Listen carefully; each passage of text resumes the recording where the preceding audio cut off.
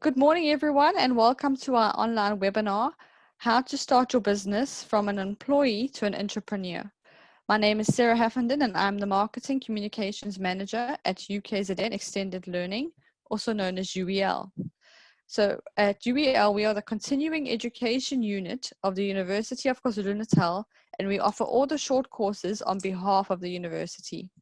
So while we're offering these webinars is because we are in full support and compliance with the directive of a national lockdown issued to address the COVID-19 pandemic. So we are embracing the changes and have launched a number of projects aimed at providing free access to learning materials during this lockdown. One of these projects is our online learning webinars. So this webinar forms part of the Changing World Business Series, which takes place on Thursdays, and all the previous webinars are available on our website. We also have a labor law series running on Tuesdays, with the next one taking place on Tuesday, the 5th of May. But please do take a look at our final slide at the end of this webinar for further details, or you could visit our website, www.ukznextendedlearning.com. So I'd now like to introduce you to our guest speaker, Atul Padalkar. Atul is the founder of BizFarm, an unfunded business incubator and accelerator based in Durban since 2010. He is passionate about the fourth industrial revolution and teaches digital marketing at various universities. So welcome, Atul, and over to you. Thank you very much, Sarah. And San Bonani, good morning, ladies and gentlemen, friends, and everybody who's in the, I hope, last few days of the lockdown now. It's an awesome time to be here, and I hope you're all keeping well and safe. And I want to thank UKZN, UEL, the team led by Simon Tankard and Nash Maharaj, and of course, the marketing team with Sarah and everyone else, tech support from Sujay. So thank you for the opportunity. And I think many of us have registered for the webinar. Some could be for the first time. So as they do on many airlines, what I would like to do is run through a quick safety briefing. So this is a very interactive webinar in a sense that it has question and answers functionality. At the bottom, you will see a Q&A box. So please feel free to drop in your questions as we go along, and I'll try and answer as many as we can out of those questions. The recording and the slides, both will be made available as we've done in the past. They're all on the Extended Learning website. Just to note that the UKZN Extended Learning is a different website from the normal UKZN website itself. So we are in great times, and one more thing to remember is that because of that, Zoom is taking a lot of strain because of the heavy traffic on it. At times, what might happen is the connection can just go blank for a moment. You might also see some sort of a buffering and then a very quick movement on your screen. If that happens, do not worry. That's normal. Even I could sometimes just go off, but normally it just reconnects itself in a moment or so. So that should not be a case of any concern.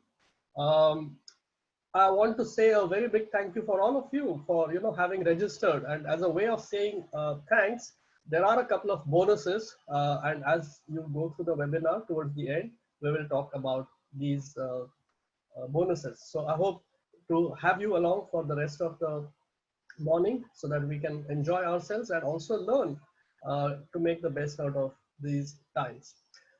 So as you can see, starting a business can be an extremely contentious topic. You can have many different opinions, and therefore I want to make it clear that these are not necessarily UKZN or UAL views. They are in most cases my personal views, largely coming out of experience. But as they say, do not try this at home. In other words, if I'm making a suggestion, there's no responsibility or liability for that. And I would strongly suggest that it would be good to take professional advice wherever necessary, because there are a lot of legal do's and don'ts, registrations of companies and so forth. So it's always good to seek that professional help when necessary. So that's just to clarify and keep things in perspective. So this is an interactive session, and as I was introduced, I myself became an entrepreneur from being an employee. And I've been going for the last 10 years. We've gone through the ups and downs. I will talk a little bit about them. But this is where we start getting to know a bit about each other. And what would be really nice is to get an understanding as to who you are. So when I said about interactivity, this is the time when you will see a poll coming up on your screen. And the objective of this poll is just to get an understanding as to, who's everybody in the room. And it's pretty instant, which you can't normally get done in a classroom. You could at best maybe, get people to raise their hands and we can get to see who's who in the room and so forth. So I can see a lot of people raising their hands and marking their answers as to who you are and so forth, which is awesome. We will keep the poll on for a few seconds. And I think as we, as everybody is responding to this poll, I would like to give you a sense of what this whole session is going to entail. What are we going to talk largely about? So we are going to talk to begin with about, why do you want to become an entrepreneur? Why is it worth it? Is it the right time to do it? I've been often told that hang on, recession is not a good time. The economic uncertainties and difficulties, airlines are going through a rough patch. The oil prices are going up and down. All kinds of different things are happening. Is this the right time to become an entrepreneur? So we'll talk about that.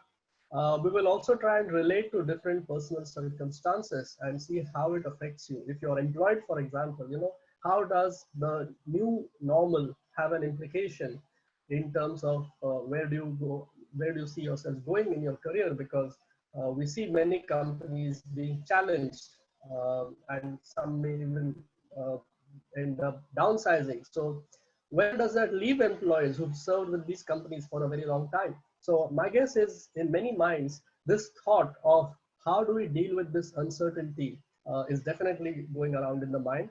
And one of the options, which I'm sure is always at the back of many people's minds, is can I start my own business? Wow, this looks very interesting.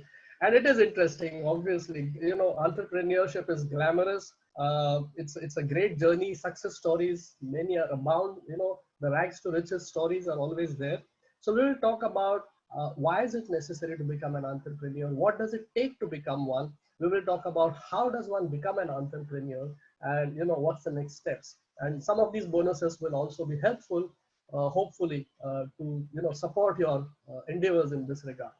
So we've got a fabulous response for the poll, and we have 23% of them to be students, another 23% to be UK resident staff. We have 20% small business owners and entrepreneurs, and we have 20% government employees or corporate employees. So that's a fantastic mix, and I'll try and see how best we are able to address the purpose of today's sessions in a way that it answers your questions also. It helps you to clarify your thoughts and minds. So I think the question always when it comes to getting started with a session like this is why, the big why. There's Simon Sinek, and I would encourage you to go on to YouTube after we are done. We can find out why is the big question that all of us need to first answer. Why? So that's the question we are putting together, and we're trying to understand why. What is it in your mind that you really think is the compelling reason for you, the reason why? Why do you want to become an entrepreneur? So this is what we are going to use as the initial poll to guide the rest of our session. And that's why I would strongly encourage that your participation would be really, really useful. I'm also going to share with you some research findings and research insights. So, we are able to then benchmark as to where do you stand and how do you fit in with where other people have been before. How can we benefit from the experience of other people's journeys like these? And in entrepreneurship, we often call it as a journey, the entrepreneurial journey. So the feedback that is indicating so far to us is that we have about 21% people who are entrepreneurs already. We have amazing 60% who say that I see a business opportunity. Well done, well done. So you are the people who make economies buzz, So people who see business opportunities are the backbone, the anchor drivers. And yes, we also see the flip side of this optimism, where people are not sure about the jobs. And I want to address that very clearly upfront. And I'll use a lot of my own personal experiences in that case. So thank you very much for that feedback. I'm going to talk largely to those people who see a business opportunity, and I'm going to talk largely about if you're not sure about your job, then what are the kind of thinking processes in the next few days that we have ahead can be put in place so that we can make the best use of this time ahead. So we have generally seen this whole journey to be an entrepreneurial journey, which is generally understood as quitting a job and starting your business. And interestingly enough, this survey, this poll, which we've just put out, is pretty much in line with what most of the research also indicates. And we are pretty close to that most people decide to start their own business because they identify an opportunity. Our survey results are showing 59%, and the normal reasons which we are sourcing from the uh, Brand South Africa website indicate that about 42 people see opportunity. So seeing the opportunity is certainly a very critical driver of why people decide to go and start their own business. And of course, many people, because they are uncertain about their jobs, they don't know whether the next salary check is going to come from. It's another critical reason why people do that, which is fair enough. So I think we feel very normal when we see that research is really where research is actually supporting our own composition in this room. So while this focus of today's session is largely about entrepreneurship, I also want to not lose sight of another aspect of how you can start your own business after being an employee. And this is intrapreneurship. So we're not going to dwell upon it too much, but intrapreneurship is when somebody from within a company finds a bright idea, finds a good reason why, and they decide to set up a business, but while still being employed in alignment with what their current employers uh, requirements are. So we have pretty much many examples of that, and I think some of the innovative companies actually encourage this. They actually support the fact that some of the best ideas might actually be sitting within their companies. And if you've been an employee, you will realize that you may have some very good ideas in your mind about how the company should be doing a few things. But you know what? The system, it's a mission.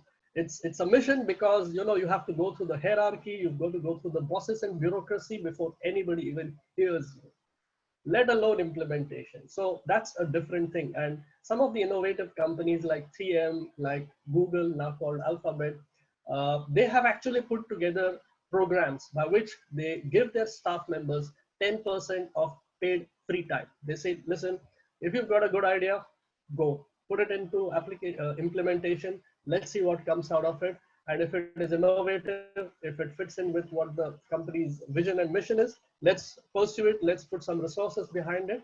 And why not look at starting this as a new division?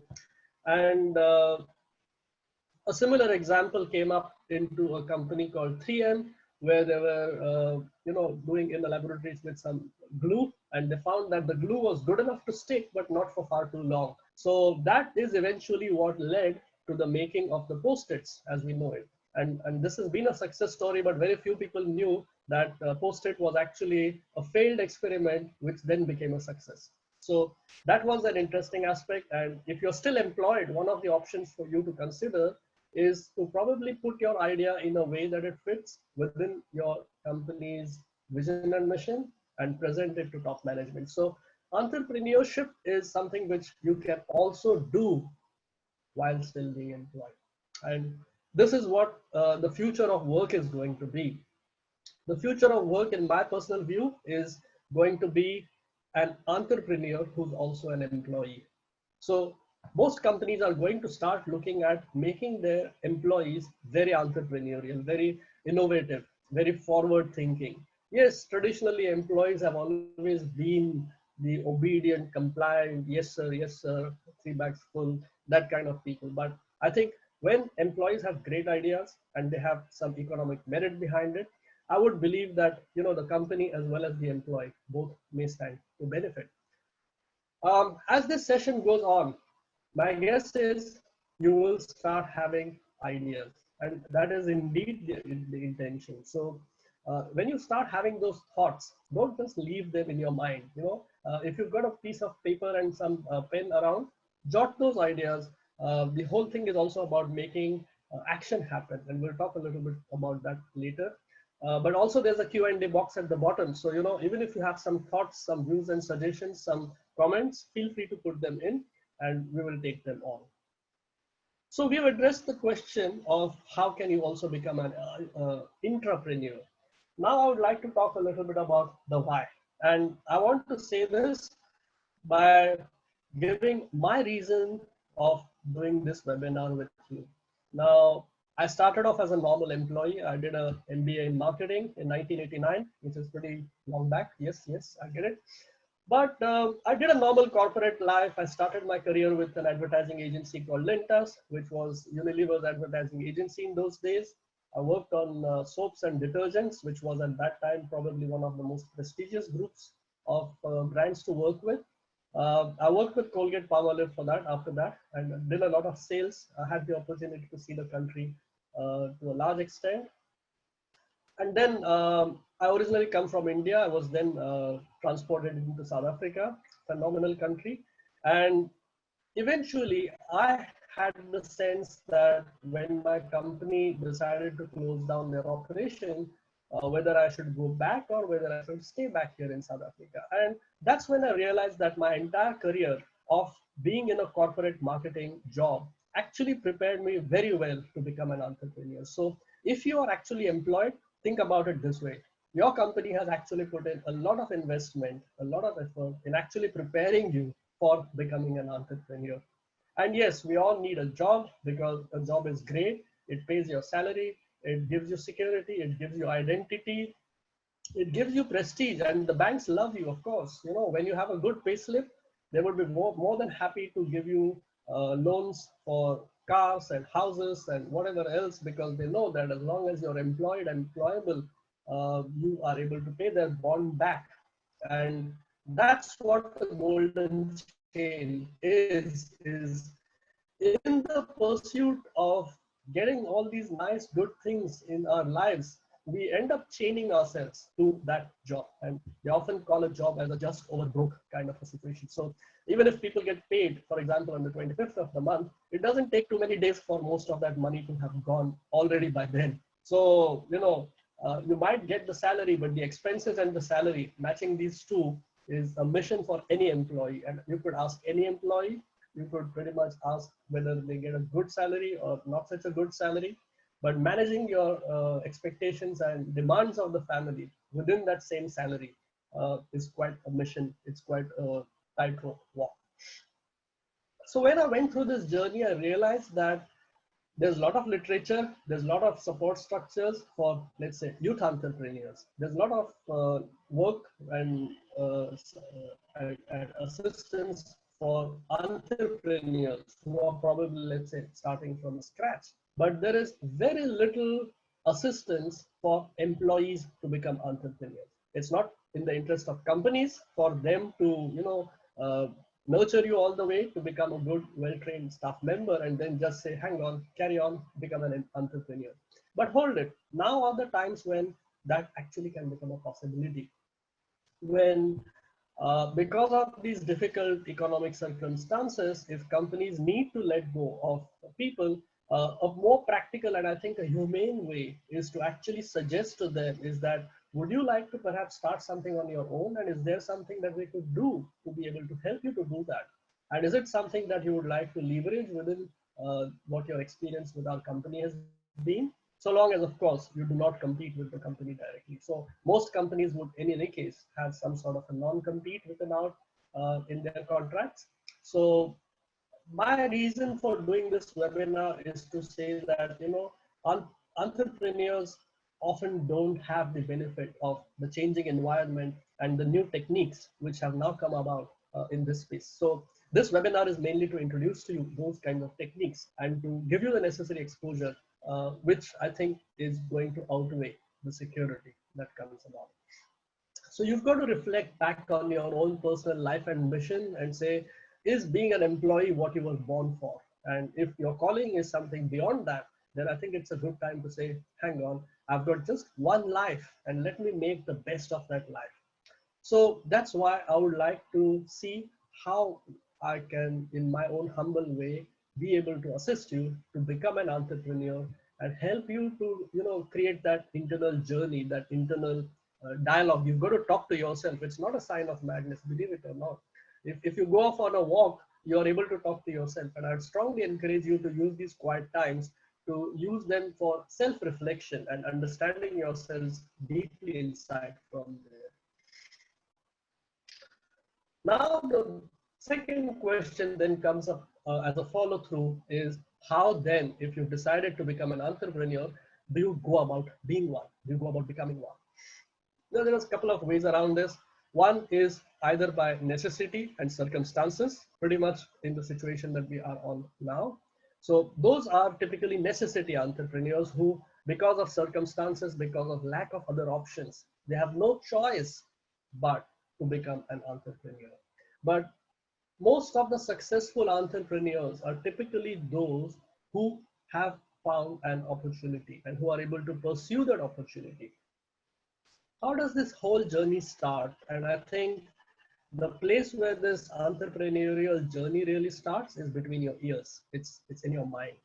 So we often say that entrepreneurship is 80% a mind game and probably just 20% a skills game or even an opportunity game. So the mind is what you really need to conquer, and we will unpack this a little bit better further on still.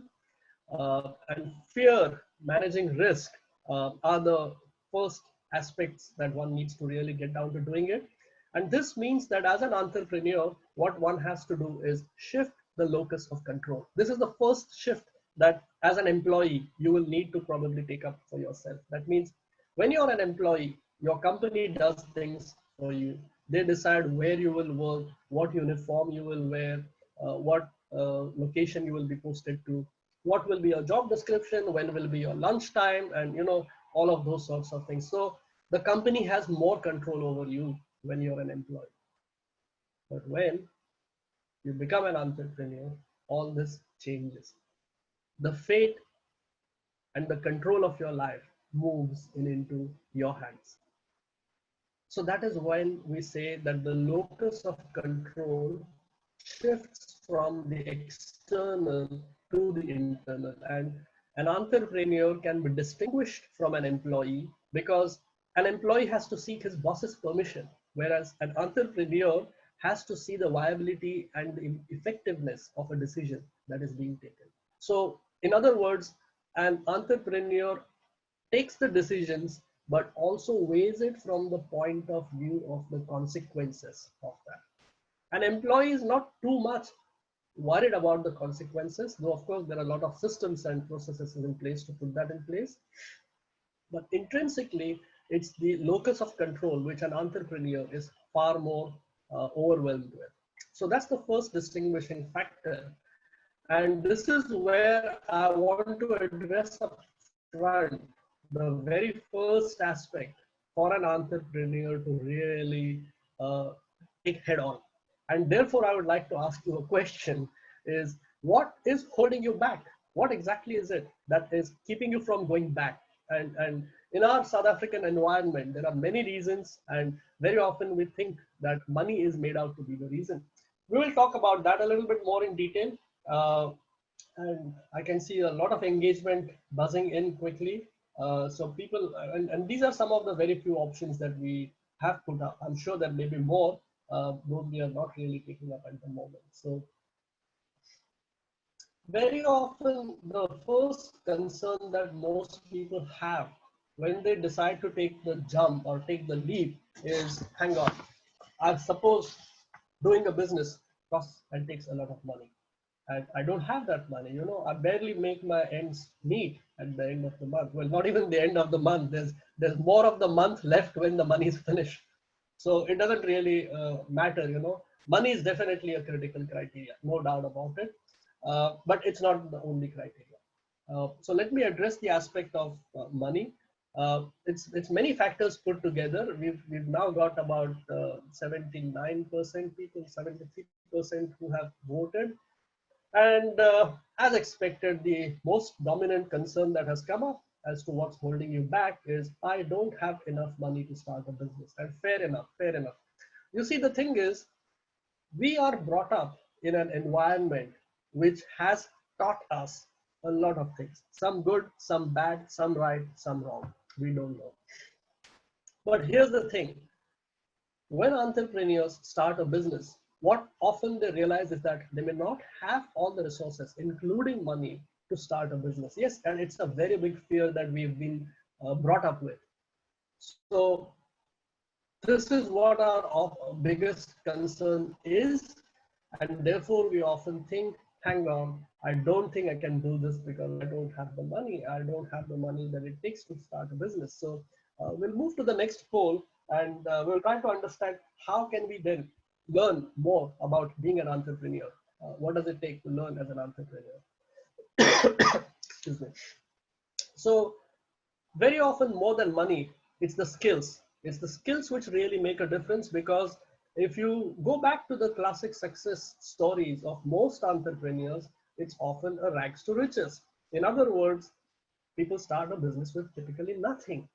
And these are success stories of people who come into a town with just a suitcase and just a few rands in their pocket, and then over a few years, they are a success story in themselves.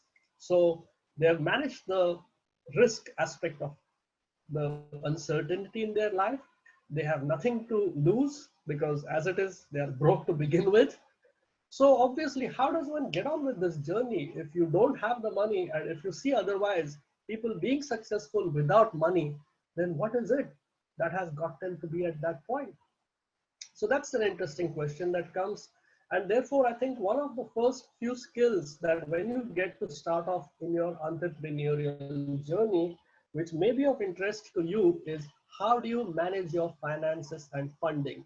How do you get paying customers? And these are typically the overwhelming answers that we've got. Managing finances scores as the second highest, the highest being how to get paying customers. And absolutely right. 36% of our voters have come straight away saying how to get paying customers is one of the biggest concerns. Very often in South Africa, we often think of getting a paying customer can best be done through contacts, through connections, through people you know, through tenders traditionally. And now we are realizing that, hold it, there's a lot of red tape around that, and it's not a quick, easy thing. Even if, for example, you got a tender doesn't necessarily mean you've got a business. Tender only means you've got it once off. It is no guarantee if you got a tender that you're going to get the next one, because when you apply for the next tender, you're back in the queue along with everybody else, just like at the starting point of any race. You're just running the next race. That's basically it. So the skills very often is the limiting factor for most people to hold them back from being successful. And indeed, it's not often money. Money is, but money and resources can often be mobilized. So your ability to get a paying customer is probably, I think, one of the most central competencies and skills that anybody who needs to get into business. And I would say that even for current business owners, that the life and blood of your business is not going to be too reliant necessarily on ones of grants and some support structures and more. If you haven't got a steady stream of paying customers, your business may not have the economic rationale of its existence. So if you can't get your own food, you don't deserve to survive is the economic rule as far as entrepreneurship is concerned. And it's not my own conclusion, it's what findings are pointing at us out to. You know probably well that between 70 to as much as up to even 90% of businesses close down in the first 3 years. It's a shocking statistic. Absolutely, yes. So why does that happen? It happens mainly because most businesses have not successfully moved to getting paying customers. And it's a whole cycle. It's not a once-off thing. It means getting the right customers, getting them to buy and agree to buy the product, and then getting the money out of them for the product that they have bought. So it's quite a few processes, and we've often heard of entrepreneurs who go broke simply because they've sold the product but have been unsuccessful in collecting the money. So debt collection in especially times like now has become a very important aspect. And guess what? Can you see an opportunity between that? If you have, let's say, a legal background, for example, you might want to consider actually twisting a little bit of your business model into becoming a debt collector, for example. Of course, this on a lighter note. But that's what these are the typical skills. And I would like to emphasize one more thing in this space, that skills when it comes to entrepreneurship in today's times have changed dramatically. Gone are the old days when people used to just write a business plan, send it to a bank, get some funding, get the business going, pay back the loan, and life is good. So this used to be the traditional route. Today, that route has changed quite a lot. Because today, the focus, I think, especially in a fast changing environment like now, is actually spotting the opportunity in chaos. And I'd like to leave you in a sense with, I'd like to give you this as an exercise of how you could probably give it some thought, that when you see an opportunity, it also has on the side fear attached to it. And the fear is, I need to pay my bills, I need to feed my family, and I need to pay rent, and so forth and so on. But the day when you see the opportunity to become bigger than your fear, that's the day you pull the plug. That's the day. And it often does not happen in a moment. It's a slow process up to a point, but when it happens, then click your finger and it's done.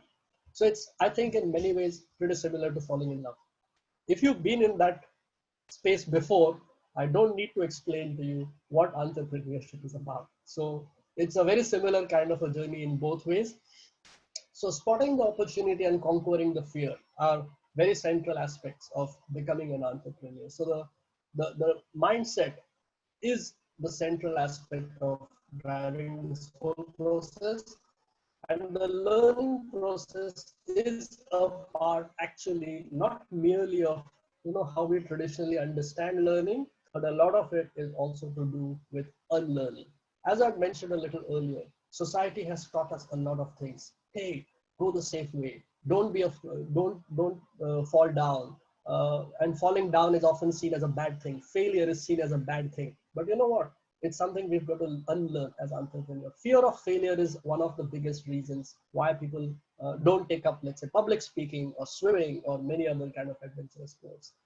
Entrepreneurship is an adventure sport. It's a contact sport. So obviously, when I say contact, it's not physical contact in today's times of COVID-19. It's a sport where unlearning is as important as learning itself. And in fact, one of the first things which I had to figure out when I became an entrepreneur is that I could go to an office as an employee. I had a proper desk, I had a proper computer, and everything else that was necessary. But when you become an entrepreneur, it all changes. You have to buy your own coffee, you have to pay your own travel. As an employee, life was much easier. You could just send a travel requisition, and the ticket would be on your table in the next few hours and stuff like that. So for an entrepreneur, you have to give it a thought. Do I really need to travel? If I travel, who's going to look after the work here? If I travel, is the benefit more than the cost of travel? Is it a necessary trip? So you start asking yourselves all those difficult questions, and then you say, no, hang on. Why don't I rather just pick up the phone and have a conversation and not necessarily travel? Unless you see that, okay, let me take this trip, but let me also go and see a couple of my other clients who are not far from there and make this trip worthwhile. So you see, an entrepreneur starts thinking in terms of being a resourceful person. He starts thinking, or she, of course, and excuse me, I'm broad enough when I say he as an entrepreneur to, of course, include necessary genders and everything else around that. So it's a learning as well as an unlearning journey. And you can read all the books that you would ever want to read. But at the end of the day, there's only one way to do it, which is to do it itself. So this is where no guts, no glory really comes into picture. And this is a journey which we are now starting to understand better and better as more research, as more findings, as more understanding and insights are being brought into this space. So the technology of starting a company today is changing very fast. And many a times we have entrepreneurs who would say, well, I've registered a company, now I'm an entrepreneur. Is that true? What do you think? Do you think registration of a company is good enough to get started on the entrepreneurial journey? Well, think about it. Do ask me some questions. I'm seeing still the Q&A column not very active enough as yet. So we will see some action in that shortly, I hope. So this is going to start taking us to a lot of questions running in your mind as to how do you actually build a company. A company is nothing else but a vehicle which you as an entrepreneur have built to take you from point A to point B, the B being the destination of your company. So the first thing is, of course, the screening of the opportunities. Is there a problem that I need to solve in the world outside? Is there a problem which I can solve for the world and for which I can get paid? So if you've got a problem or if you've got an opportunity, and both are two sides of the same coin, if you are thinking of solving a problem for people who are prepared to pay you for it, you're starting to get into that zone of feasibility and viability. So what's worth working on is the first step for us to think when it comes to starting a company. Then the second question is that if there's a problem and if I have a solution, is this solution going to solve that problem? So we are looking at the problem solution fit and 4 steps to epiphany. It's a great book by Steve Blank. I would strongly encourage you to read more about it. Steve Blank, Eric Ries, and Alex Osterwalder are 3 of the main gurus who have, in the last few years, revolutionized the way a company is built. So I'd always encourage you to, after this webinar, make a note. Steve Blank, Eric Ries, and Alex Osterwalder. There's of course many others also like Ash Maurya and so forth. So do go back to the work that all these people have put in. They've really given us a very good understanding of how a company is built. What does it take beyond the normal, sweat, luck, and many other factors that go into the making of a company. And obviously, most companies also fail because they make a product which they think is their passion. But this is the thing. You might be passionate about something, but if the world doesn't care, your passion and your product should probably just stay in the warehouse. And that's exactly what happens to those companies. Is the world does not care about your passion and your strength. The world cares about looking for a person who can solve their problem. So quite honestly, the journey of entrepreneurship is also looking at yourself pretty hard in the mirror and listening to your own voice. In fact, you've probably already seen that voice starting to talk to you in many ways. So you then start only solving those problems which are worthwhile for you, which pay you to be solved, and for which you can put a solution around. So that's where your business model starts coming in. That's where you start putting together a proper solution around a problem, and that's how you build a company one step at a time. And there's lots of literature around this. So I'd like to share one small slide. This comes from founders and founders. And this is about how to start a startup. And there are many steps about it: prototyping, MVP. These are new terminologies. They don't exist in many courses which are taught in our schools and traditional universities. So it's a completely new way of how we start looking at doing things. And there are many resources, if I can suggest, which will be of help to you. I'm a big fan of watching movies, and I'm a huge fan of Bollywood as well as Hollywood. And what I would like to do is also share with you my favorite top 10 movies. And since you've got some time, I hope, during these quiet times, the lockdown, these are movies you might want to consider on your favorite movie platform for you to think and go through about. So these are very good movies. I've seen quite a few of them, and always I'm looking out for more and more movies. The Bollywood movies, obviously, for those who may not be familiar, also often come with subtitles and so forth. So it's a learning journey, and I don't think we have so much time today to really go through the details of it. But I think we need to have this conversation. We need to engage with this through this platform with you. of how we can probably be able to help in helping the regional economy and helping the entrepreneurs around us to start finding new ideas and putting good business models around it. So one of the questions which then I would like to ask all of us is that if this approach of helping people to take a scientific and systematic approach to setting up a business, to making that transition from being an employee to becoming an entrepreneur, and if it needs you to be supported with necessary mentors and coaches, the right research material, the right modules and the right guidelines and all the necessary information that is around there, would that be of interest to you?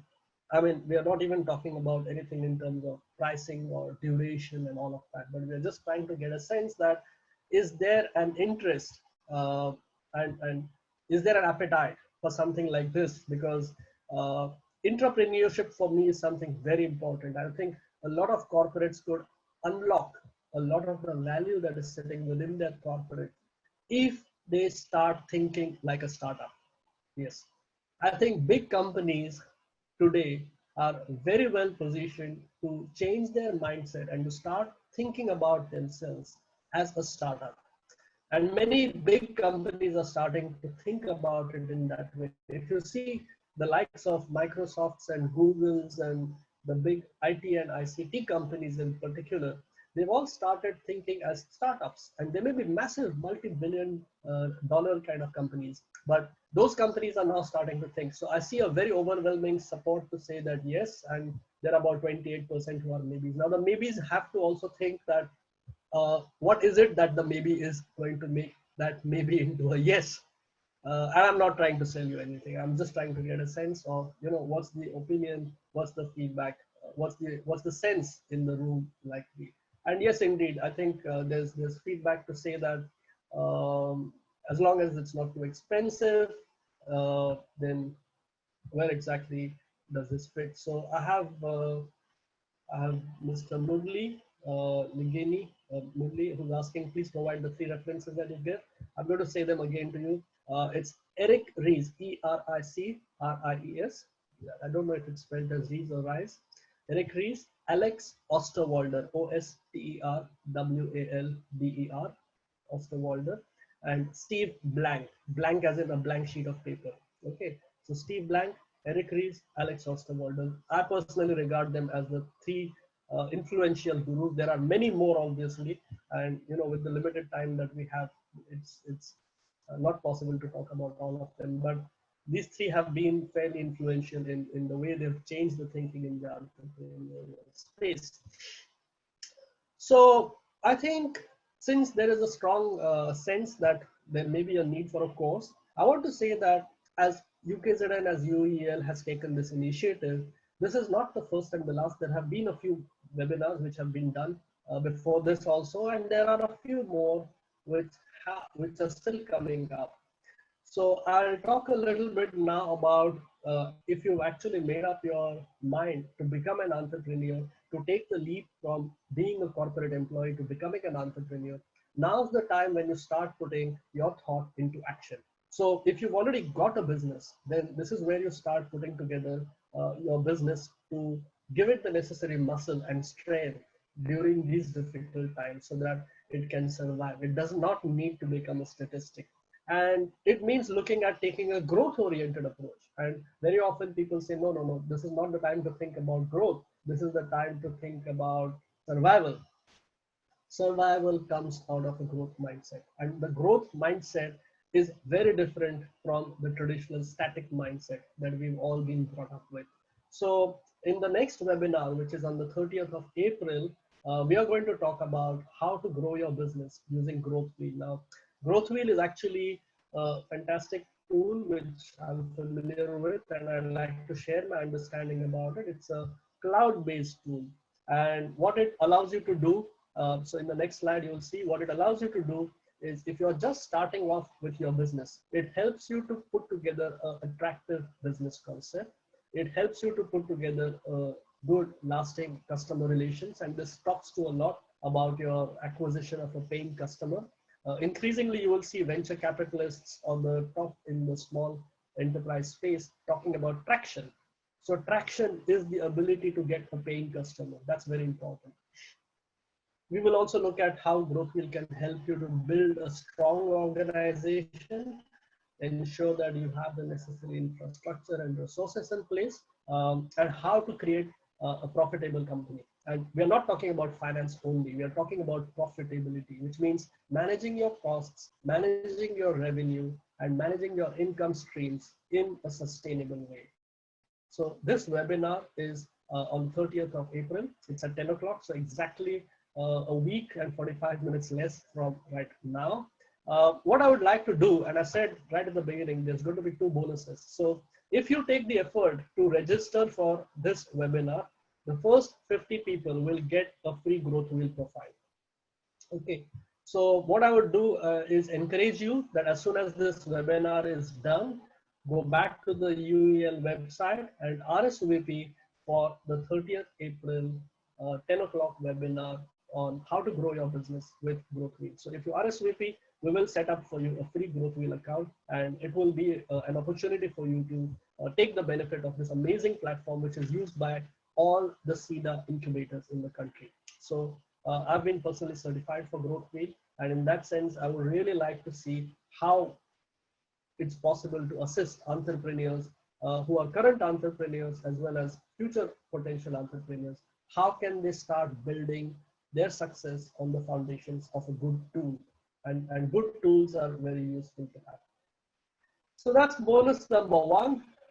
Moving on to bonus number 2, it's my honor and pleasure to offer a free office space to one person who is able to answer any one of the questions successfully.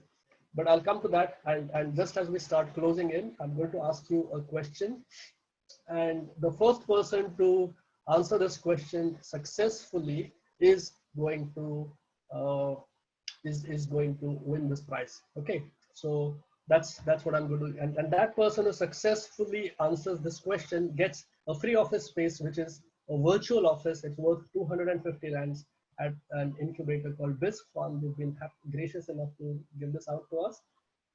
What it gives you is basically a place to work from. It's a virtual office, so it gives you an address which is outside of your company. It of course gives you access to meeting rooms and Wi-Fi and so many other tools and so forth, but that's a separate conversation. So that question is coming up just in a moment. So get your thinking in terms of, what you have been able to participate throughout this webinar so far. And I would like to then say that if you want to explore further opportunities about how we could partner further, still the right people to talk from the UKZL Extended Learning team is our 2 ladies who are our sales team part. One is Sindiswa and Logu, as you see their details up there, and the second is Vinosha Bahadur. So these are part of the sales team, but obviously I think the rest of the UKZL Extended Learning is also at your disposal to ask any questions or clarifications. If you need to reach out to me, you're more than welcome to do that. My name is Atul Padalkar, which is spelled as ATUL. Surname is Padalkar, Padalkar, and the best way to reach me out is via LinkedIn. So those are some of the things which I would like to put out there. So what I would like to conclude is by asking you this one last question, which is, did you find today's session useful? So this poll is going to come up, and as this poll is coming up, I would like to ask you now that question, which will give you 1 month of virtual office space worth 250 rands at BizFarm. And the question is this: name any one of the 3 influential thinkers about recent business thinking. So I was repeating their names. I've repeated 3 names. Even if you are able to say any one of those names first, you win the prize. So get onto the Q&A box, type in the name of any of those 3 people, and the first person to get the first correct answer gets the BizFarm free office space offer. So folks, we have a few more minutes, which I'm going to use to get into the Q&A box. And I want to say a big thank you for all of those who are saying that this webinar was very useful and useful. I really appreciate your support. Thank you very much. It's been an absolute pleasure and delight being with you. I'm going to quickly jump out to some of the questions quickly. And if it's okay with you, I'm quite happy to also say who is the person who's asking this question. So we have Avinash Naidu, and Avinash Naidu's question is your thoughts on starting a business whilst working and getting it operationalized before investing full time into business. Are there any specific checklists that entrepreneurs could use to start up a business? So Avinash, the simple answer is it's always good to declare your interests, because you do not want to be ever compromised as an employee if you are one to have set up your own business and to run this on the side. It's always good to make a formal understanding with your company and make sure that there's no conflict of interest of any kind. So it's always good to do that. But the first key thing for getting started with this is to validate the opportunity. So if you know that you certainly have a paying customer, then what you start doing is asking people around to say, if this is what I do, will you buy? So this is a whole process. It's called the lean business model canvas. You can put yourselves together a good lean business model canvas. And if we end up running this course at UEL, it will be a part of this whole program. It's a technique. You see, the traditional entrepreneurship, Avinash, used to work on a very hit and miss, or a hit with a hopeful spray and pray kind of an approach. No longer. Today, now we have access to this research and techniques which are able to reduce, mind you, reduce, not eliminate, because entrepreneurship is a field with many thorns along the way. You are probably going to stumble at some point. So let's not fool ourselves to that. The reality is that it is a very uncertain field, which is why it's also a very prized area of success in entrepreneurship. But a good thing is always to run it past your employers. You do not want to bite the hand that feeds you. And the checklist is a very simple process in terms of firstly setting up your lean business model canvas. And then obviously it follows up with setting a formal company, getting yourselves office space to work from, employing staff, employing freelancers, people who can put your product together and testing your product. So it's a whole cycle, and it's very specific to different industries. So we've had some very good questions and answers. I'm going to leave this with our team at the back to really contact those people who have responded successfully. And then you'll be contacted directly by the team, and the team will let you know exactly what's the next step further. So we have 5 more minutes in wrapping up. And if you have any questions, it's the time to ask those questions now. And I want to say a very big thank you in conclusion to the UEL team who has successfully been able to put yet one more successful webinar. I have Sandile Khanile in the meanwhile, apart from all the answers. He's asking a question: what if your business idea could put your current employee out of business? Should you share the idea with your current employer? Sorry, let me just read this again. What if your business idea could potentially put your current employer out of business? Should you share that idea with your current employer? Oh my God, this is a very difficult one. But this is, I think, very close to the intrapreneurial space, which means that if you have a fairly open conversation with your current employer, you could actually find that instead of driving that current employer out of business, you could actually find a way of collaborating. I'm a big fan of collaboration. I prefer generally taking, life is something which is karma. What you do comes back and bites you. So if you start your company on a bad footing, it will come and bite you at some point of time in life. It just starts with a bad reputation for yourself. So personally, I would say that an open conversation is always a good way. Of course, do not treat this as professional advice. It's your own personal call and calling, and it also has to resonate with your vision. So you can't build a good long-term business by standing on somebody's back. You have to hold hands and walk with people. That's probably a better sustainable business model. So you have Amanda who's saying, and Amanda's point is, I lost the connection at the end. Sorry, Amanda. but would be grateful if you could still forward any forthcoming courses or onlines on setting up a business to you. Well, I have just done that. So Amanda, if you go back to the few slides, we have shared our upcoming webinars. There's 3 of them still left, and we're keeping our fingers crossed. This evening, we are expecting another address from our president. So we are not sure how things are going to go as far as the lockdown is concerned, but I think the general sense is that life is not going to be as it was before. It is going to be the social distancing to become a norm of how we live our lives going forward as well. All we've delayed during this lockdown is the rapid onset of the COVID-19 virus. We've just delayed it.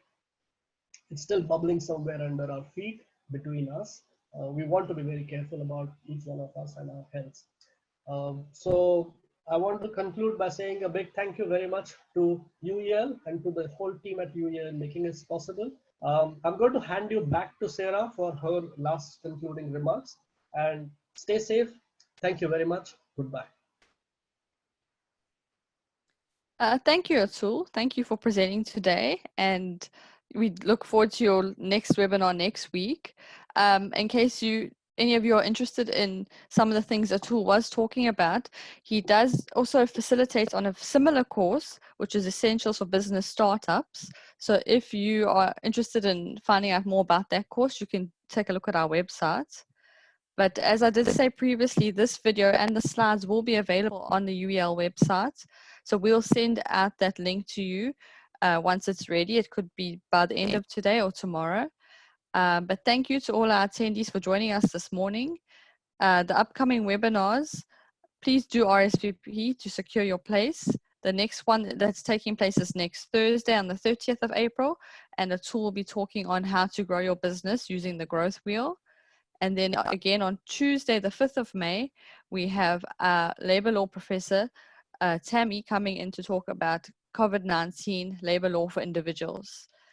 So we also have a few online courses that we're offering for free during lockdown. So we're sharing our own courses as well as partnering with other organizations in order to provide free access. So do take a look at our website to see what we have on offer. Otherwise, we hope that you enjoyed the session. Stay safe, and we'll see you next time.